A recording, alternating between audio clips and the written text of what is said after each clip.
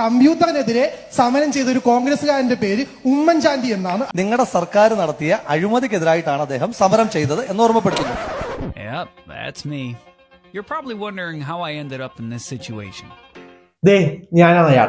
ഇപ്പോഴും കമ്പ്യൂട്ടർ വൽക്കരണത്തിനെതിരെയുള്ള സമരമാണ് വിഷയം. പിന്നെ ഈ CPM സമരം ചെയ്തോ, ഉമ്മൻചാണ്ടി സമരം ചെയ്തോ എന്നൊക്കെ ചോദിക്കുമ്പോൾ ടോട്ടൽ കൺഫ്യൂഷൻ ഇല്ലാത്തൊരു കാര്യം ഞാനങ്ങ് കാണിക്കാം.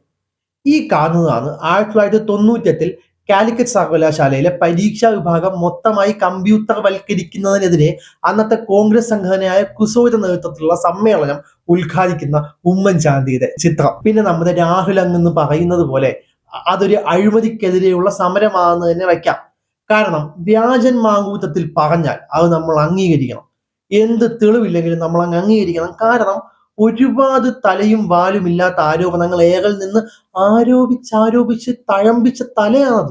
അതുകൊണ്ടൊക്കെ തന്നെ CPM കമ്പ്യൂട്ടർ വൽക്കരണത്തിനെതിരായിരുന്നോ അല്ലയോ, എന്തിനായിരുന്നു സമരം എന്നൊക്കെ ഈ കോൺഗ്രസ്സുകാരെ പറഞ്ഞ് മനസ്സിലാക്കിക്കൊണ്ടിരിക്കാൻ എനിക്കൊട്ടും താല്പര്യമില്ല. പിന്നെ കാഫെസ്റ്റിന്റെ വേദിയിൽ രാഹുൽ മാങ്കുട്ടത്തിൽ എന്നെ അങ്ങ് മലർത്തിയതിച്ചു എന്നൊക്കെ പറഞ്ഞ് ഗർജിക്കുന്നത് തിരിച്ചു പറയാൻ എന്റെ കയ്യിൽ രണ്ടാമത് മൈക്ക് കിട്ടില്ല എന്നറിഞ്ഞുകൊണ്ട് തന്നെയാണ്.